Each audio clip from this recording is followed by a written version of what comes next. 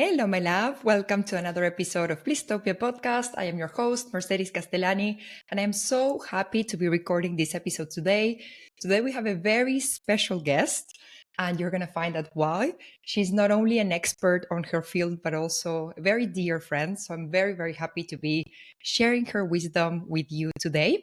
So this episode is going to be so insightful and so full of tangible next steps on how to manage your wealth and create more abundance in your life. Our guest today is Lisa Meller. Lisa is an independent financial advisor. She's really passionate about making financial advice more accessible and helping to close the financial gender gap.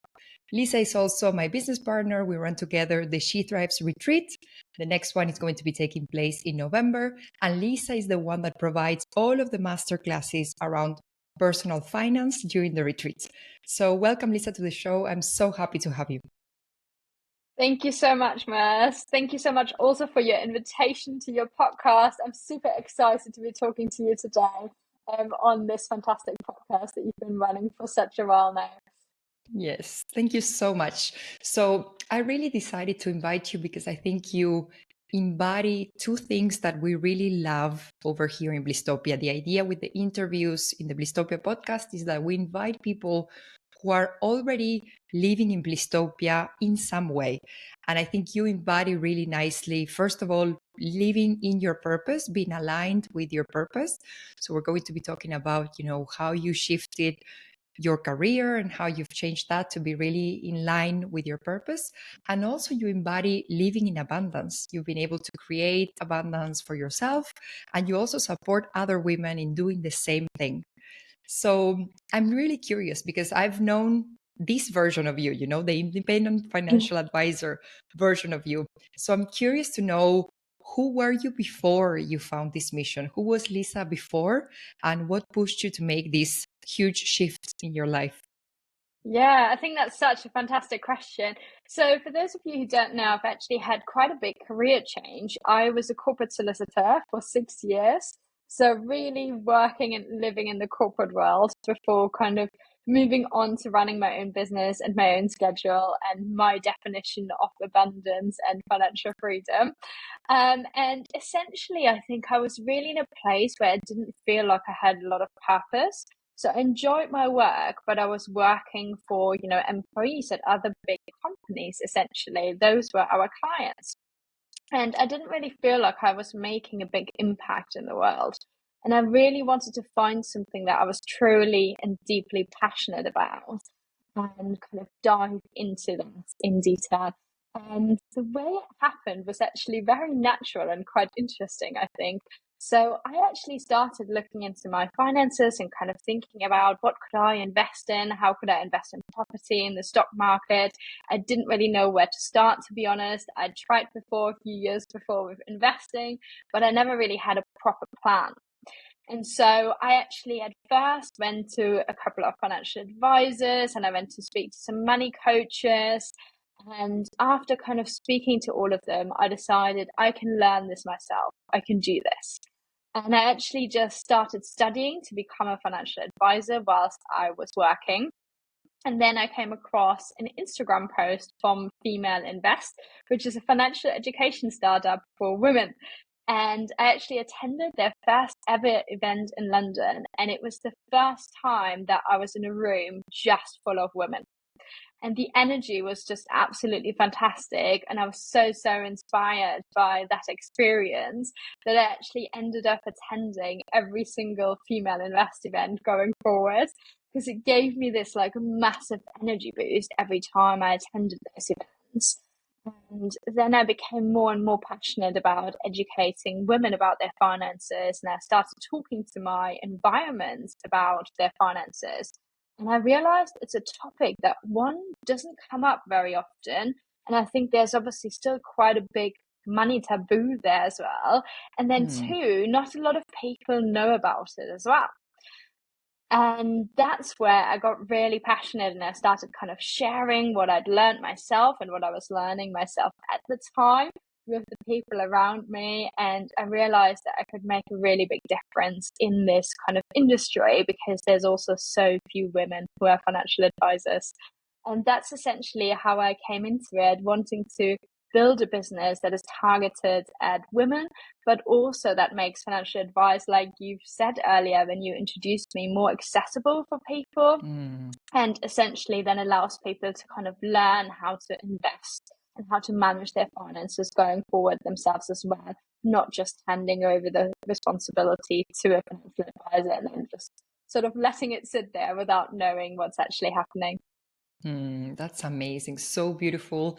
So basically, it was a curiosity that you had. You explored that curiosity, you followed that curiosity, and it led you to amazing places, to meeting, other amazing women in events, and realizing the kind of energy and the kind of change that we can, still provide. There's so many things to do to close the gender gap in so many different ways, and finances, it's still a huge one. If there's a financial gap in terms of salary, there's an even bigger financial gap, unfortunately, in terms of finances, but you're doing your fair work in order to change that and to make that better for everyone. So how was it for you? So you were a solicitor, you had your corporate job, I imagine a very demanding corporate job, and you started studying, you started getting into this world, you realized there was something there. And how did you actually do that change? Which were the steps in order to do that change? And were there any challenges, fears, and how did you face that transition? Yeah, I think that's such a good question. And I would say it's definitely not an easy one. Apart from obviously wanting to find a purpose that I felt would drive me forward, I also felt that I had very little ownership of my own time when I was working in the corporate world. And I'm sure many other people who are working in the corporate world now have that experience. You're sort of almost on call 24/7. It feels like your life is almost owned by somebody else. And taking that ownership of your time back is actually a really, really powerful thing, at the same time as obviously extremely scary. So in terms of the steps that I took, I obviously studied whilst I was working, which in itself was honestly one of the hardest things I've ever done, because my job was already very time demanding. And there was a lot of pressure as well. And then at the same time, kind of studying, I literally was studying on the tube on my journey into work, in the bath, literally in all sorts of situations, like an hour before bed in the middle of the night. It was really crazy. And then essentially the next, and this was kind of the hardest step, I guess, was actually to understand, well, how am I going to enter this industry?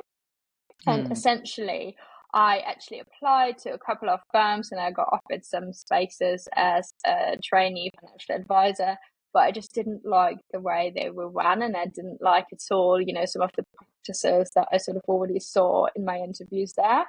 And I realized that as a result of this being an industry that's very male dominated, but also an industry that traditionally used to work on commission, where essentially financial advisors were making money off people that had essentially larger sums because they were charging percentages. It's very, very money driven. And so I really wanted to kind of come into this world and create a product that was more client orientated. And so I talked to so many people, and this, I would say, is actually the biggest kind of step that anyone should take who wants to have a career change. Just talking to all the people around you, anyone who could possibly help to add something to the topic and the situation. And after talking to loads of people, somebody actually who had studied with me recommended a network, which is essentially an intermediary between you and the Financial Conduct Authority in the UK. And they do all the kind of compliance things for you, and they help you with your application to get authorized as well. So she recommended one of those networks which is basically independent, but also which is really looking for people who are a bit more forward thinking. And so eventually I just talked to them and I kind of knew it was right from the first second that we had a conversation. And that's really then where it was all born, and I started writing a business plan And I really started to think about how is this going to work in practice. And obviously one of the things that, I've implemented is that I do everything virtually, which enables people to talk to me from all over the UK and hopefully in the future from other countries as well. Yes. Amazing, amazing. And how did you go? So you had this idea, you weren't still in your job, and I can totally relate to that moment, because when you still have your corporate job and you have this passion on the side and you're studying for that passion, and basically you would love to dedicate all of your time to that thing, but you're still sort of, tied to your corporate job. And it can be very intense because then you have two very demanding things, one where you want to put your energy and the other one when you have to put your energy. So how did you prepare for that change? Did you quit your job? Which were your timelines? Did you have any fears? How was that journey of actually jumping and going into the thing that you wanted to do? Yeah. So again, it's something that's just so challenging, like you've just said. And I think one of the hardest things was as well, so I had a 3 months notice period. And what that meant was that obviously until the moment I kind of quit as well, I wouldn't really be able to share, not even with my friends at work, what I was planning on doing. So Mm, literally for the entire kind of 9 months that I was studying over, not only did I feel like my time was being split and kind of divided between these two forces, essentially, I also felt like I couldn't really be 100% honest with the people that I really cared about at my work. So that was yes. really hard. And I actually remember that I set a date in my calendar, literally like a few days after my exam, which would then lead me kind of exactly to the start of summer, after my notice period. And I remember that I actually wasn't able to write, and I quit a few days earlier because it just got to the point where I'd written my exams, I knew I'd probably pass them, and then I just kind of needed to do it. And I actually had Mm, this conversation scheduled on a case with a partner, and I just like burst out telling her. And then from there, I told absolutely everyone. And that was actually the best feeling ever. And people were incredibly supportive as well. So that period was actually amazing, I would say. Um, because actually my work was so supportive that I was also able to give a talk to 40 women to the Women's Network at my old work about investing whilst I was still mm, employed there. And they actually scheduled out an hour and a half of people's time to be able to do that for me and the people attending, which was really powerful, and also an amazing thing for me to be able to recruit clients from there as well. And then after this kind of almost euphoric period of like knowing that you've got this purpose and you're talking to all these amazing people who are so pleased for you, I then essentially took like a month out just to recharge my energy. And when I mm, came back is probably when the hardest bit really started. I think the first 3 months of any new business are incredibly tough, because the main fear that I had actually related to money was I'm going to run out of my savings. And mm, I prepared for 18 months of not earning any money, but I just kept thinking, what if I don't get any clients? What if mm, this doesn't work? What if people are not interested in the concept? And I think those doubts and those fears, they actually prevent many people from taking that step. And I also think it's incredibly difficult when you've been employed and you've had a set salary that also usually increases year on year, come into your mm, bank account every month, no matter how much work you do, essentially. Because obviously there are some months where you are much less busy and some where you are absolutely slammed. To then essentially going to nothing and having to create all of that income yourself. But funnily enough, I think there's this transition that sort of happens where after the fear sets in, it then either leads to you being unable to do anything or to being like your main motivating factor and really drives you forwards. And for me, mm, it was definitely the latter. And it really helped. Obviously, all those conversations I'd had with people, I'd created like a rate list while I was already giving those talks, whilst I was still employed. And that really helped me. And once I got my first client, I sort of started having the hope this does work. People are interested in this. I just got to keep pushing. But yeah, that initial fear, I think, is probably the main factor that holds people back from going from any kind of employed position to running your own business or being self-employed as well. Yes, because I couldn't resonate more with this, because basically when you have, your corporate job, and imagine you have very stable, high salary, and then it feels like you're walking on land, right? And then when you have your own business, it feels like you're sailing. And Yeah. sailing can be very nice sometimes, smooth sailing, just like we like it, with a bit of rosé, or it can be very, very stormy and challenging, or it can be maybe too smooth. So it's like you never know how it's going to be out there. But yes, it is absolutely different from having, your stable corporate job. But also, I think, I don't know if this happened to you as well. It's, for example, when you get to a point where you reach the same salary as you had before, or even more, because now there's no roof, now the sky is the limit. And then that money that you will earn, it feels so different. It's like every pound of it, every euro of it, it feels completely different, because you're like, I actually got all of this. I got these clients, I created this idea, I put this service out there, I did communication, and it feels very different. The sum might be the same or even more again, but it feels very, very different than just, your corporate salary, etc. Yeah, I absolutely agree. And I think coming back here also to the idea of abundance, really, it entirely changes your money mindset, because you suddenly realize there's no ceiling, right? Mm, And you realize that essentially now you've just got these endless opportunities. And after you're able to take on any work, whether that's contracted or individual clients or whatever it is, you just realize it's endless. There could be mm, literally so many opportunities out there, and it makes you think about money in a very, very different way, I think. So yes. it's one that comes up, I think, quite a lot when recently, for those of you who don't know, Merce actually did a webinar on Female Invest on money mindset, and we were talking about this exact topic, where people often have this belief that money is very hard to make, essentially. And actually, once you sort of work for yourself, you realize that actually that's not true. Obviously, Mm, some parts of it are still hard, and we're still putting a lot of time into our businesses. But I think at the same time, you just realize that actually suddenly the pot doesn't have a ceiling anymore, and that's so, mm. so powerful.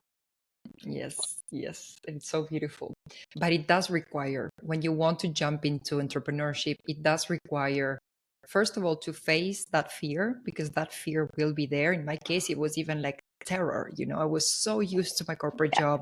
My parents had always been in very stable jobs. So I was like the first one that was going to jump, because I think sometimes when we come from families who have had, entrepreneurs or businessmen, businesswomen, it's kind of like it's been talked about. But in my case, both my parents had like very stable jobs. So it was like I was the one that wanted to jump first, and it's not easy.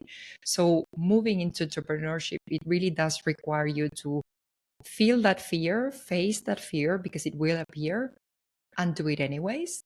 And then also work on your money mindset, because when you have a stable job, you don't need to be thinking that much about your money mindset. But when you're an entrepreneur and your results are a direct reflection of your own beliefs, you need to make sure that those beliefs are on point, working for you and not against you. Yeah, I absolutely fully agree with this. And I think coming back to this idea of fear again, really, I think it's such an interesting one, because I think with that fear comes also the possibility of failure. And you sort of have to get to a stage in your mind where you're okay with the fact that you might fail at what you're going to do. Mm, And again, I think this is such a barrier for people, because it's not just about, failing with what you've come up with, but also, especially if your entire network around you all has these stable jobs, they already think that what you're doing is risky. And I think it makes you then get into this mindset where you're sort of worried that if you fail, people will judge you, right? mm, because they're obviously in these stable jobs and, they already think it's risky. And as soon as you're kind of getting into that, it's not like they think it's a mistake necessarily, but obviously, it could take time out where you're essentially doing something else. And then if you fail, okay, what's the worst case scenario? I might have to go back to this corporate job, right? And then probably at a lower position than I would have been if I actually continued in those years. So it is like a really, really big kind of influence on your life going forward as well. Yeah. Yes. For me, when I was at that point, trying to make that decision, and it was hard because, again, fear was very strong.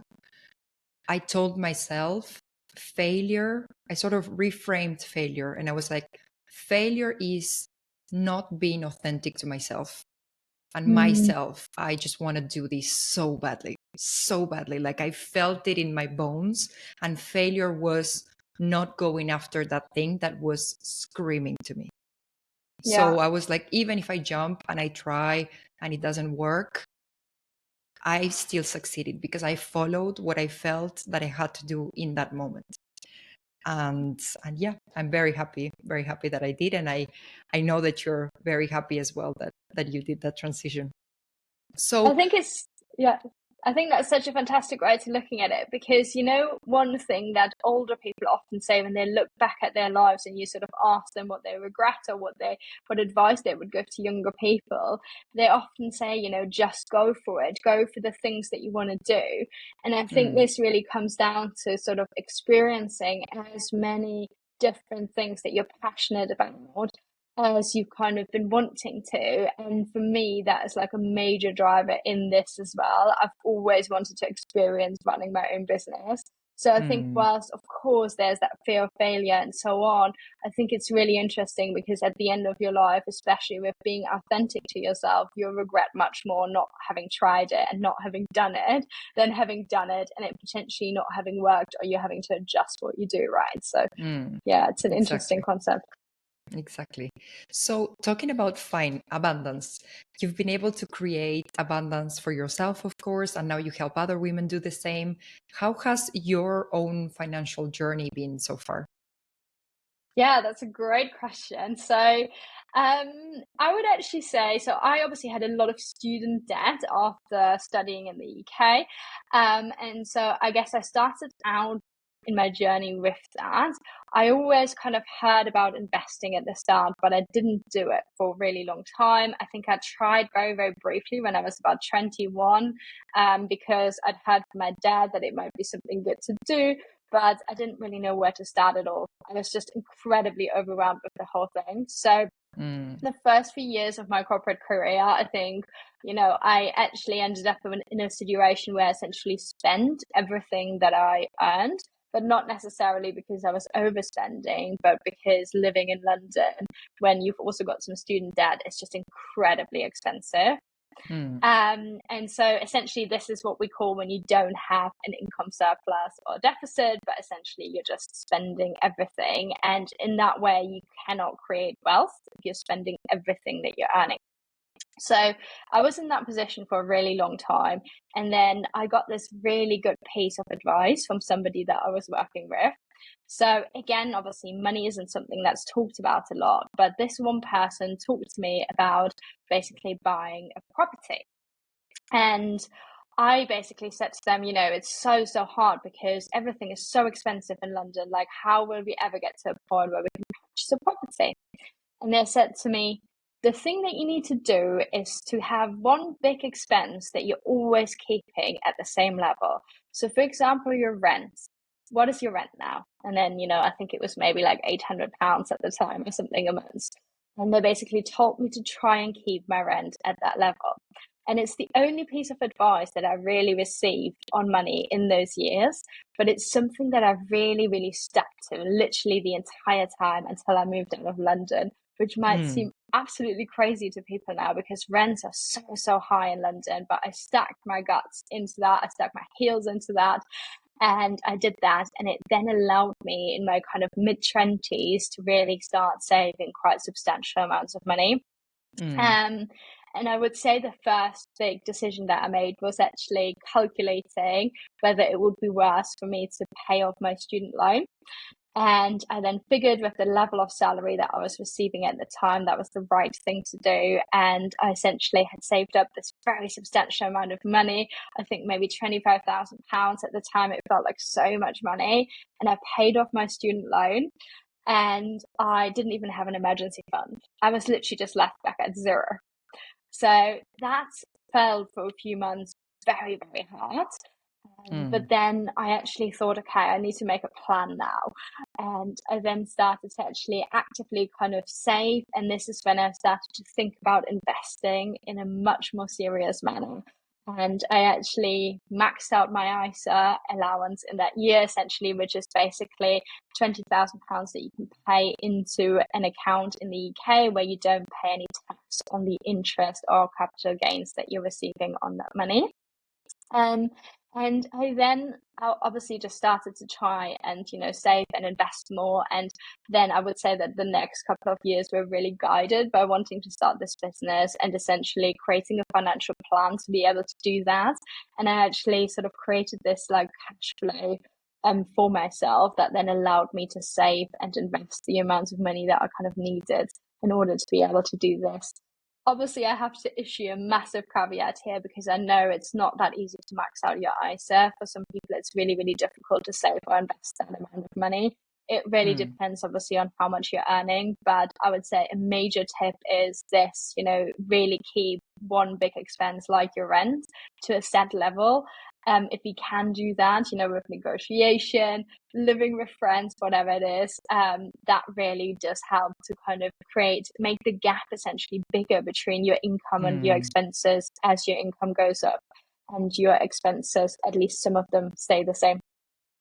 Amazing. So is that the advice that you would give to a woman who's, for example, just starting her financial journey? Maybe she has a job, she has a little bit of savings.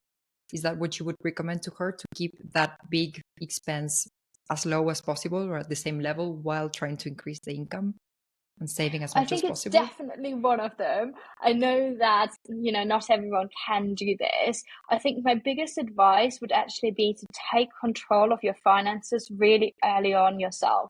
Don't feel like you can't do it, that it's too complex, or that somebody else should be in charge, because quite frankly, with your finances, nobody's ever going to have more of an interest in making sure that you're doing well financially than you. So it's really, really important, at least just to have that awareness of what your income against your expenses is, and whether there's actually any gap in between that you can save and invest each month. And if not, to have a really serious think about what you could actually do. So could you reduce your expenses further? If you can't keep a single big expense like I did at the same level, which can be really, really tricky, are there any gym memberships that you're actually paying for and not using? Or, any Spotify or Netflix that you could actually downgrade or share with your partner or friends? There's so many tips and tricks. But basically, I think the biggest thing is take control and try and really create that gap between your income and expenses in order to start saving and investing. Absolutely, absolutely. And it's really interesting because I think when we are at the very beginning of the financial journey, I know I suffered from this limiting belief for many years. And I was telling myself, this is too complicated. And mind you, I studied business, I had a master's in marketing. I know I studied finances, doing my bachelor's, and I still thought this was way too complicated for me. I don't know, this is changing the whole time. Am I buying the right thing? There's so many different little letters all over the place. And I know these can prevent many women from actually, stepping into investing.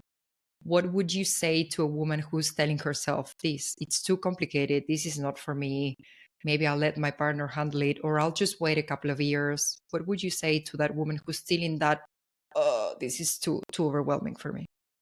Yeah, it's almost like a free state, isn't it? Where you sort of don't do anything because it feels so overwhelming. And it's actually really interesting because psychologically, people who are in a lot of debt tend to get into that same state as well. So instead of sort of looking at, what's the debt, what's the interest rate, how can I start paying this off, even with tiny amounts, they tend to sort of let the debt spiral because it just feels so incredibly overwhelming. And I Mm. think it comes back really to this one thing. Even if you just know what your figures are, that already gives you a huge amount of control. And I can tell you that it's going to make you feel so much more relieved than if you don't look at them. So literally that simple act of, I don't know, get a bank statement out for the last month, look through what's my income against my expenses, how much debt do I have, what interest rate is that at, am I paying my credit card off on time every single month. Literally those simple acts, not even getting into saving and investing, but just taking that control can actually make a really, really huge difference, because the moment that you understand what those figures are, you will feel better, even if they're really terrible, because that is the starting point for you then to understand how much money you need to put essentially in the different pots, paying back debt, starting to save for your emergency fund, for example, or starting to invest. And you realize that actually the tiniest amounts of money here can make a really big difference. And actually, in a lot of places in Europe, not true for necessarily the rest of the world, but in a lot of places in Europe, you can actually start investing from €1. So it's actually much, much smaller amounts than people necessarily think when they start thinking about things like investing as well. So I think my second piece of advice, especially for somebody younger, would be get started with investing really early, because the longer you have to essentially get compound interest on your investments, the more time you have for those to grow. And even if you can only put aside, I don't know, €10 a month that would necessarily go to coffees or other things otherwise into your investments instead, that can make a really big difference over a long period of time. Yes, absolutely. And I think there's something really important here in what you said. It's so important to look into things, sometimes we know there's something in there. I don't want to look. We kind of avoid that situation. And when we take a look, it's not always easy because we don't always like what's in there. But I think this relates a lot. There's a clear parallel here between finances and even growth, like self-development growth and spiritual growth. Sometimes we don't like what's in there, but the only way out is through. So we need to look into what's happening, understand why. We might not like it. We can accept that this is happening, and that from that reality, we can start making little shifts to put that in a better, healthier state that we are, more fond of. But it's so important to not avoid things, to be brave enough to look into them and to fix them. I think that's absolutely so true. This actually reminds me of a book that I've read recently and that I found really interesting. Not actually finance related, but just about kind of, going through some things in your life that can be actually quite hard. It's called Untamed, for those of you who want to have a look. And I think one thing that really stuck with me from that book was there was this one sentence that basically this lady said to her partner, and it was, we can do hard things, we can go through those hard things. And it really, really stuck with me, because I think everyone in their life, no matter what situation they're born into and what things they go through, they end up going through a few things that are difficult. You just will do. It's just life, right? It's part of life. And it's something that we kind of, I think it takes a lot of acceptance for people to get to the point where they understand that, something is going to happen to me at some point that's going to be difficult. And it might be looking into your finances. It might be getting rid of some debt that you have. It might be having to start investing. And it's exactly about sort of getting to the point where, you understand not just what you need to do, but first of all, what the position is. Then you get to the acceptance of that position. And then you've already done the hardest part. Because when it comes to actually knowing what to do about it, you can talk to a lot of other people. There's so many materials out there now these days as well that really break things down when it comes to finances as well. And I think it's just like reaching that particular point, like letting yourself get to like the worst point possible, understanding this is my situation, I've got to accept it's crappy right now, but from here onwards it's going to get better. Absolutely, absolutely. And I'm thinking about, for example, a woman who's into a lot of debt, and that's really, hard sometimes on her, or even a woman who lost her job and now she's living on her savings. So what advice would you recommend to women who might be, as they're listening to this podcast episode, on a very difficult situation right now? What advice would you give to them? Yeah. So first of all, you're not alone and it is going to get better. Absolutely. But you do have to take control. You can't just let the situation kind of slide before you as you do nothing. So I think one of the things that we often believe is that when people are employed, for example, they have this idea that they have more job security. But actually, I think the truth with that is for people who, for example, run their own business or are self-employed, they tend to have several income streams. And so when one of those income streams runs dry for some reason, there's usually still income coming in. Whereas if you're employed and you get made redundant, for example, you're literally suddenly going from everything to nothing. And that's a really, really big and tricky thing to go through, I think. So I would say, almost now, if you're not in that situation yet, but you're scared of it, do always have an emergency fund of 3 to 6 months of your expenses in an accessible bank account. If you are in that situation, have a think about your options and write them down from like the best to the worst thing on a piece of paper, and then kind of, work yourself like down from that list and like go through every single option that you've got. And that might mean, for example, accepting a job for a while that's not what you want to do necessarily, and that's also maybe not at the salary where you want it to be at, but you've now got an action plan on where you actually want to go in the best possible scenario, and you can over time work yourself to that point. Amazing. Thank you so much for that. I think it's also important to recognize that people might be in very different parts of that journey, and we want to help everybody at whichever situation they are right now to move forward to the next level, and then from that one to the next one, etc. So let's imagine now a woman that is further down the line. She has maybe a good job, she has a good salary, she has some high yield savings account, and she's just starting to put her feet into the complexity of stocks, bonds, ETFs, etc. What would you recommend to that woman who's a bit further down the line? I think that's a fantastic question. And I think it's a really interesting one because essentially what we want to do with our finances is first, obviously, we want to create that stability that we've just talked about, right? So having this emergency fund. And then after we've created some stability and we know that we can create an income surplus, so having more income than your expenses every single month, what we then want to do is to try and build wealth.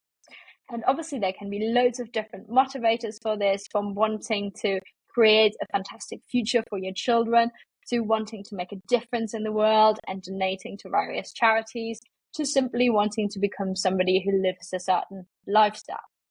But essentially, what you want to do if you started to create that income surplus is to essentially then next try and turn any income surplus into assets. And assets are essentially things that appreciate over time. So they either give you some kind of gain over time, or they also could be paying you an income over time. Now, stocks and shares are essentially an example of an asset that can do that. And it can do it in various ways, which is why they're so powerful.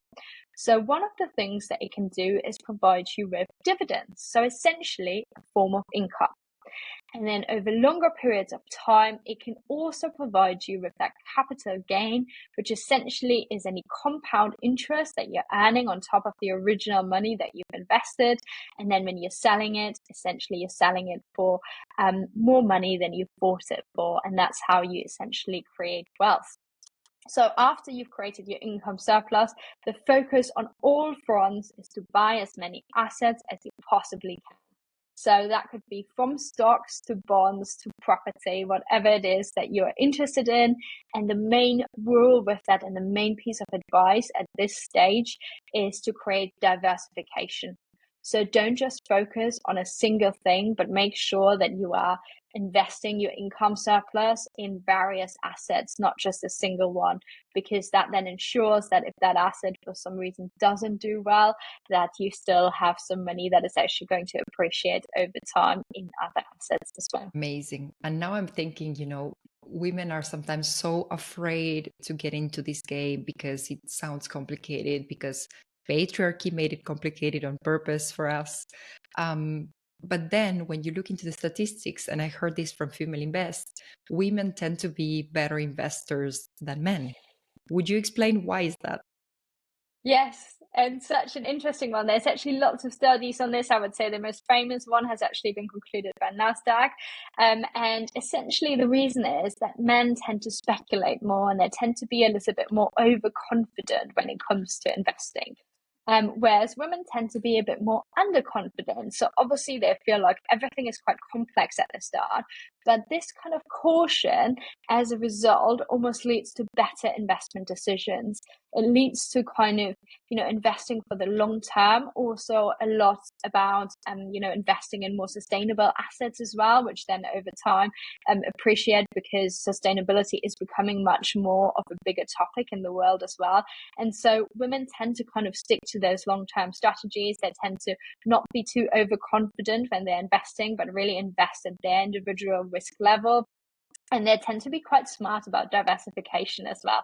So they make less impulsive decisions and really more planned, forward thinking decisions. And that is really the best way to create wealth with investing as well.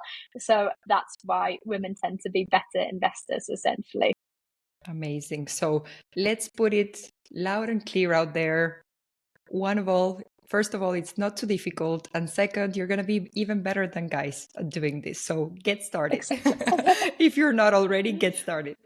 So Exactly. amazing. So we've talked about how to get started. We've talked about what to do if we find ourselves in a difficult situation.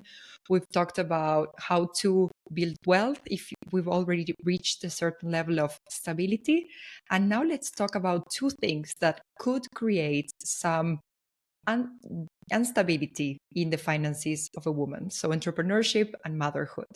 So what would you recommend in terms of finances to a woman who is still on her corporate job? Imagine it's us a couple of years ago, still in the corporate job. She knows that she's going to leave that corporate job and she wants to follow her passion, her purpose, and create her own business. So how can she prepare her finances for that? Because one of the biggest sources of stress and fear, it's actually the finances as we do that. So how would you recommend a woman to prepare for that big shift in her life? I think that's such a fantastic question, actually. And it's really interesting because I read an article recently that was actually saying moving house and your finances are the two most stressful factors in your entire life, apparently. So really, really interesting one. So really resonate with that one, actually. I would say, actually, in some ways, entrepreneurship and motherhood, from a financial perspective, are actually quite similar. And it's because they're both about long-term financial planning. And this is actually one of the things that, people struggle with the most when they look at their finances over their lifetimes, because we tend to think not past the next 5 years. So that tends to be our horizon when we look at our finances. Instead of looking at the next 20 years and really planning ahead, we tend to not think past the first 5 years. And that's really where a lot of people struggle then, because it's all about making that long-term financial plan. So with regards to entrepreneurship, I think usually it takes around 12 to 18 months for a new business to start making money. That's just kind of, based on statistics essentially of new businesses. Obviously, it does depend a bit where you're based, what industry you're in, and so on, and what your initial expenses and investment are as well. But essentially, you want to plan for this period. So 12 to 18 months, you might have to essentially pay for without having any income on top of that. So you really need to be super, super clear about what your monthly expenses are. Because once you know that, and just your essential expenses here as well, like the ones that you couldn't live without, we might have to scrap some of the things that are more luxurious at this stage just for that period.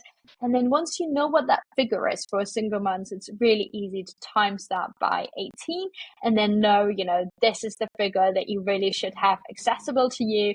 That can be either in cash or you're taking it, from an existing investment that you have as well. And essentially you can then live off that. And hopefully you shouldn't run out of money as long as you're sticking to your expenses.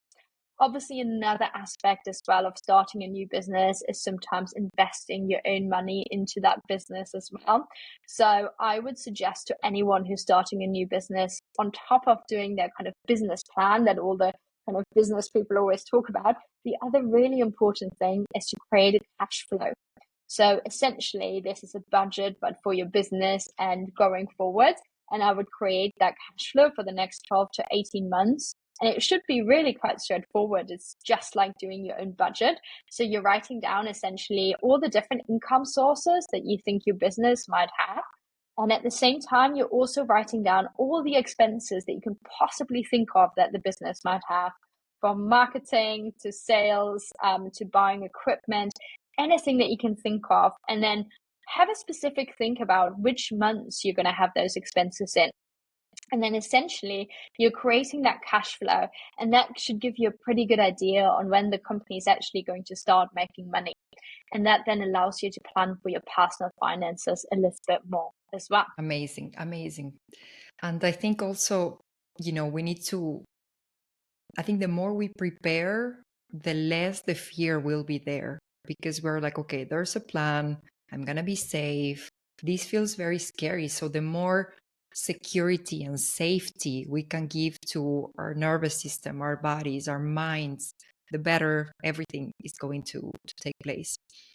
And what about motherhood now? Because I've recently been reading articles and figures also on female invests, and it looks like women really do take a hit on their income once they have, their first or their second child. So how can a woman prepare for motherhood to make sure that not only her needs, but also now her family's needs are going to be fully met? Yeah, I think this is such an interesting one. And I think a lot of people who have children don't necessarily think about the cost at that time of children. And obviously, there's quite a lot of different aspects to this, actually. So the first aspect is that your income is obviously going to take a hit. So not just necessarily in the period that you're taking out, maybe the first year or first 2 years, whatever it is, but also going forward when you come back. Other people will have obviously had an additional 1 to 2 years experience in the time that you've essentially been off, and they will be on a different salary, and you will probably be on the same salary as before or only a slightly increased one. So that's essentially the first kind of issue. The second one is actually related to pensions. So obviously in some countries, employers still contribute to your pension when you are on maternity leave, but actually in other countries, they don't. So you might be missing out on those pension contributions and on crucial years, essentially, for your pension to grow as well. And then finally, on top of all of these issues, you also have increased expenses because you're now providing for baby, food, diapers. There's so many costs involved with having children. It's absolutely insane. I think the figure a few years ago was something like £200,000 until they're 18, but I think it's much, much more now. But I know I've read something really recently that was something like 40,000 US dollars a year is what a child costs on average. So, I mean, we can both, I think, agree, even if we look at like the average salary, right? That is more than the average salary in the UK of a single person. It's mad. It's so expensive to have children these days. So I think it's really important that we involve our partners, whoever that is, in those conversations and in how can we plug some of those gaps. And actually, one of the things that I read recently and I really resonated with was, especially when it comes, for example, to pensions and to our salaries, is if you're staying at home and you're essentially giving up your time to look after this new child of yours, essentially then your family as a whole is saving the cost of childcare during that time. So it would only be fair for your partner, if they have the ability to do so, to essentially pay you for your time to do that, and for you to then be able to use that money to pay into your pension or to save up as well for a later period in whatever way that you want. But essentially, I think that's quite a fair split there if you are the one who's staying at home. Obviously, that's not the case for everyone as well. Sometimes it's more split between you and your partner too. But I think that is a way to create a little bit more equality in this going forwards. And obviously as well could then help you to, for example, save some of that money for the childcare costs that are coming as well once this kind of start growing up as well. But I think actually the main thing to note here is really thinking about the cost when you're making that decision to have a child. And I'm not trying to put anyone off here at all, but just being aware of it. It's again what we talked about earlier. The control starts with you knowing what the situation is, and then you can think about what to do about it. Absolutely. And what if now you are a little bit too fond of risk and you decide to mix both of them? We mix entrepreneurship and motherhood together in a beautiful cocktail. How do you prepare for that one?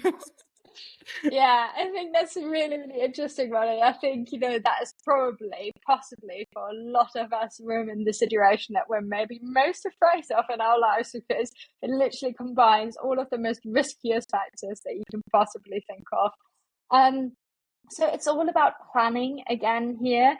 It's really important, obviously, to try and create some kind of stability, and to also not just make a plan for your money, but make a plan for how you're going to spend your time as well.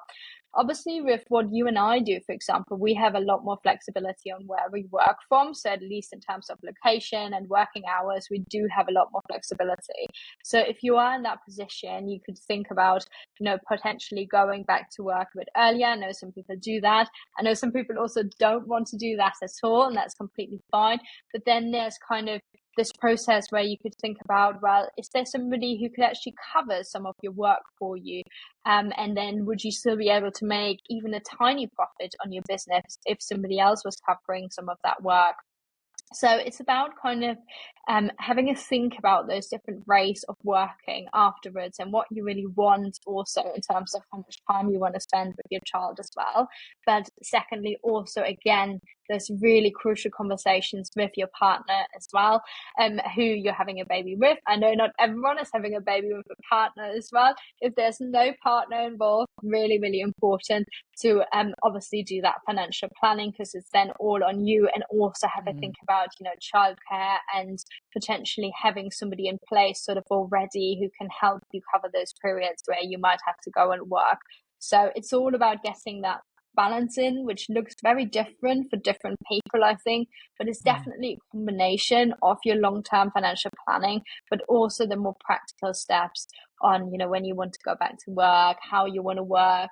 I know it is incredibly difficult, by the way, to work from home with a baby as well. I know some people who are doing that, and it doesn't always go as planned at all. So the best plans can fall, unfortunately, and essentially also having a bit of a backup, I think, in case they don't work out. And in case you need to pay for a bit more childcare in order to be able to then go back to work at some point is an important one as well. Absolutely. Thank you so much for that. And then if we continue further down the line or on that train of thought, how do we educate little boys and little girls, especially for financial literacy? I know that, we've talked about this on the webinar that we did on Female Invest, and from 0 to 7, a child is in a state of hypnosis. Basically, everything that you tell a child, for them will be the truth. So it is so important, and it is such a responsibility to make sure that, as parents, we basically plug in different beliefs that will give them that abundance mindset, that will prepare them to build their own wealth one day. So how can we teach little girls and little boys to be abundant and wealthy as well? Yeah, I think that's such a beautiful question, Maya. So, like you just said, so your money mindset is essentially formed by the age of 7, and that's really important because that then informs all of the money decisions going forward until you've sort of got the capability in your brain to really understand what your money beliefs are, unpack them and undo them again. And that's actually not usually until the age of 25 when the reasonable part of our brain fully develops. So it takes a really long time, and that actually can, cut those essentially 7 years if we don't unpack them until 25, where we could make some major mistakes if we have been formed with the wrong money beliefs. So I think it's really important to involve children in the conversations about money really early on. And I think there's lots of really playful, nice ways that you can do this, from games to actually reading some books on saving and investing early on. If you are in a country where there's tax advantage accounts for your children as well to invest in, involve them in those investment decisions. If they are interested in combating climate change, have a think about with them what fund they could be investing in that could actually, make an impact and help combat that. So involve them in those decisions, show them how their investments are doing if you are investing or saving for them as well. And then I think there's lots of kind of little things that you can do. And I have a really interesting example that actually happened at the time, and I didn't have much of an idea about finances, but it's really about children and independence and growing up, I think. So I was babysitting at university, and I think at the time my babysitting children were maybe 4 and 8, I think. So, and we had this one day where we were like, what are we going to do today? And basically the older one of the two really wanted to cook a meal. And so what we did is actually I gave her a budget. We went into the supermarket and she did all the planning and all the shopping herself. And then she essentially used all the stuff that she bought exactly with the budget to cook this meal, which by the way was super tasty. And I was very impressed that an 8-year-old managed to cook such a delicious meal. But it's just a really good example, I think, of a playful way that you can get children engaged with money, and that they can learn how to budget. This is the amount of money that you have. If it runs out, that's it. That's all you have to pay for those groceries for.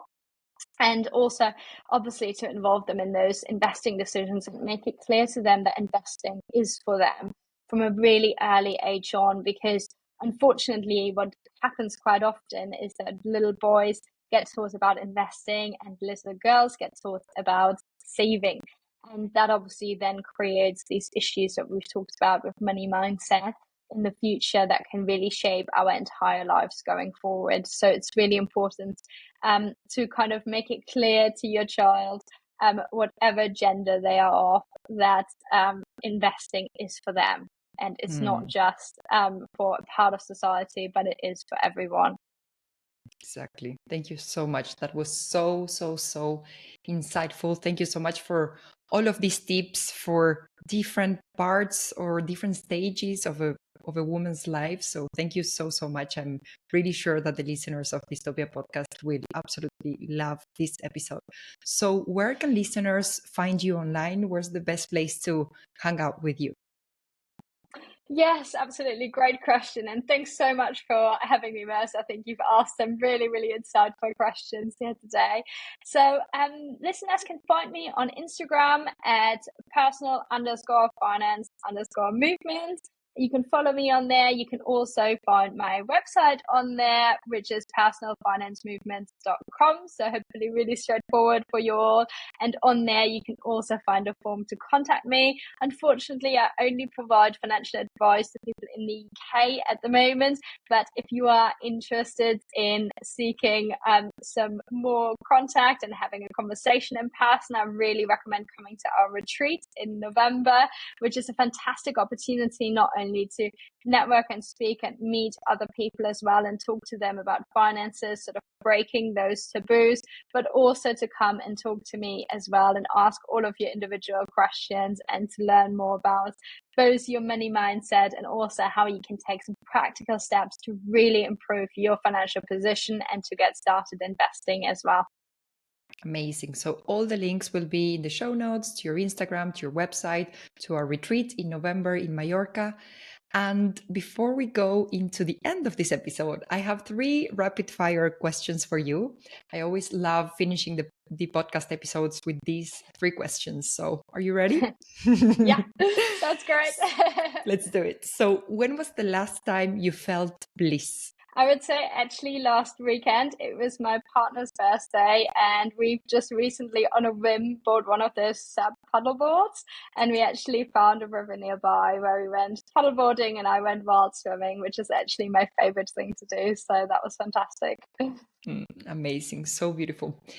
Number 2 is, can you think of one idea that fundamentally changed your life? Well, I would say this idea of starting this business, because basically there's so few financial advisors out there. Financial advice is still so inaccessible to thousands of people. And I really feel like this idea is going to help break barriers to access to financial advice, which is something I'm incredibly passionate about.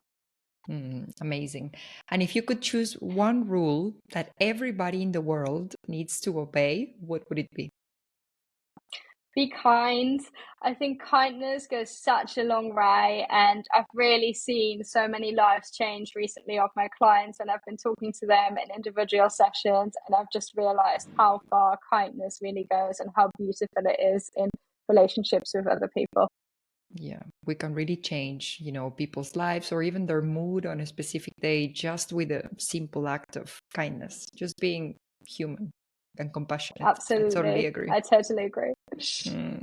Thank you so much, Lisa. This was so much fun. It was so insightful, so juicy, full of tips. So thank you so much again for your time, for your wisdom. Thank you so much for coming to the podcast.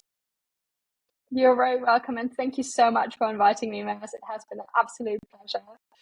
Yes, amazing. I will see all the listeners on the next episode. And in the meantime, in Blisstopia we trust.